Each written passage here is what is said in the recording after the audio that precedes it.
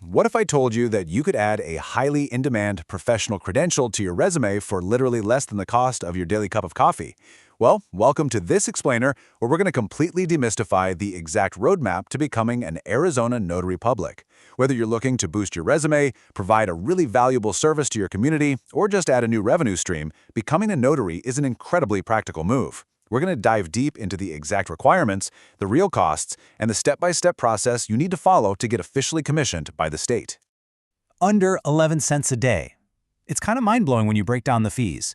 Securing a highly demanded 4-year notary commission is honestly one of the most accessible professional credentials out there. But fair warning, the application process itself is notoriously strict.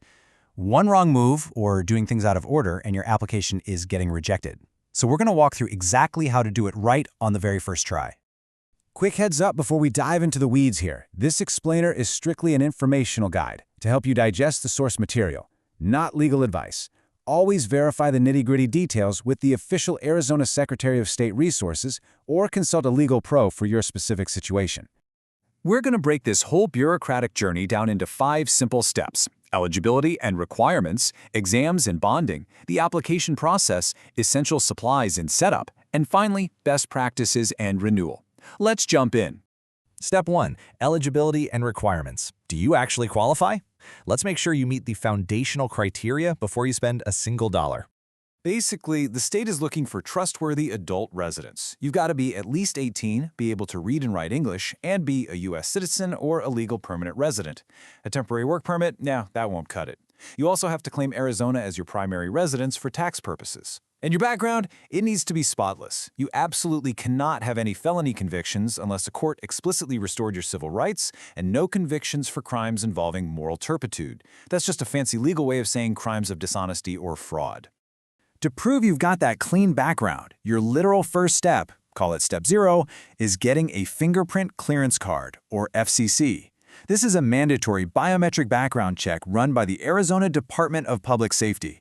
The Secretary of State absolutely will not issue your commission until this criminal history check is totally cleared. Moving on to step 2, exams and bonding, and we're looking specifically at the brand new 2025 mandates. So as of July 2025, Arizona actually introduced a mandatory competency exam to crack down on document fraud. So yes, you literally have to study now. You have to score at least an 80% on a 60-minute open book prometric exam based on the Arizona Notary Public Reference Manual. You can take it online or in person, and it costs $46.75. Once you pass, they give you a candidate ID number. Guard that number because you absolutely need it for your state application. All right, you passed. Now you need a bond. And this right here is a massive point of confusion. By law, you have to buy a $5,000 surety bond. But listen closely. This bond protects the public from your mistakes. It does not protect you. If you make a negligent mistake and the bond pays out, that bonding company is coming straight after you to recover their money. That's exactly why you should really look into optional errors and omissions, or E&O insurance. That's the policy that actually protects your own bank account if you ever get sued. When you actually run the numbers, you'll see why this is such a crazy good investment in yourself. That $5,000 bond, it usually costs you around $25 for the entire 4-year term. Add in the $43 state filing fee, your exam fee, and some basic supplies, and your baseline cost to get fully bonded, tested, and equipped totals just around $150. Step 3, the application process. Time to file that paperwork. Attention to detail is everything here. Okay, pay attention, because this timeline is absolutely critical. You have to do this in a very specific order. Get your clearance, pass your exam, buy your bond. But, and this is huge, do not sign your bond forms yet. You have to sign them in the physical presence of an already active notary public who will notarize your signature. If you sign it beforehand, you're toast. Once that's notarized, you hop onto the Secretary of State's website, plug in your Prometric candidate ID and bond info, and run through the online application wizard. That online wizard is going to generate a physical application for you to print. You have to sign it with an original, wet ink signature, exactly how you want your name to look on your commission. Then you grab a single envelope and mail these 4 specific things to the state: your wet ink application, the original notarized bond form, a copy of your Arizona ID, and a check or money order for the $43 fee. No cash. Oh, and quick tip, if you recently moved and didn't tell the state, toss in an extra $25 penalty check or they will absolutely delay your processing. Step 4. Essential supplies and setup. Let's get you equipped. So, your official commission certificate just arrived in the mail. Huge congrats! But you can't actually notarize the thing until you have your gear. First up, your official seal. Arizona law states your rubber stamp has to use dark ink.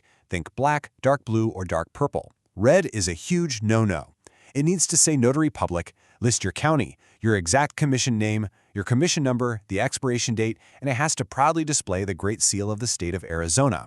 Supply number 2 is your notary journal. Arizona is super strict about this. You're required to keep exactly one active paper journal to log every single physical notarial act you do in chronological order. And get this, your journal is a public record. That means literally anyone can submit a written request asking about a specific transaction, and you legally have to hand over a certified copy of that page. So maybe work on keeping your handwriting neat, right? Now that you're all set up, you're probably wondering, okay, what can I actually charge? Well, you can totally do it for free if you want, but state law dictates that the absolute maximum you can charge is exactly $10 per notarial act, meaning $10 per signature notarized. You're also required to post a schedule of your fees in a super obvious place for people to see. Finally, step 5, best practices and renewal. Let's talk about protecting that shiny new commission. Look, a tiny mistake as a notary can be seriously expensive. Honestly, the most common trap new notaries fall into is just getting a little too relaxed with the rules. These 4 unbending steps are your absolute best shield against lawsuits. 1. Know your manual. 2. Always require valid ID. No guessing, no exceptions. 3. Write precise details in that journal. And 4. The golden rule. Never make exceptions for anyone. Not for your best friend, not for your boss. Your commission is yours alone. You also need to guard your supplies like they're pure gold. If your official stamp or your journal gets lost or stolen, you have exactly 10 days to report it to the Secretary of State and the local police. Miss that 10-day window? Arizona law triggers a massive, harsh $1,000 statutory penalty. Seriously, keep a close eye on your stuff. Let's wrap up with the life cycle of your commission. It lasts for exactly 4 years. During that time, if you move or change your email, you've got to notify the state within 30 days or you're looking at a $25 fine. When you're ready to renew, you have to retake that prometric exam. But if you decide, hey, I'm done being a notary, Arizona actually requires you to physically surrender your seal and any journals less than 5 years old back to the state within 3 months. Ignore that rule, and you could face forfeitures up to $500. So yeah, the rules are definitely strict, but the whole process is actually pretty logical. If this explainer helped clear the fog for you, head over to the official Arizona Secretary of State website to kick off your application. But before you do, think about this. In a world that is increasingly driven by digital anonymity, are you ready to step up and become that physical, legally binding anchor of truth in your community?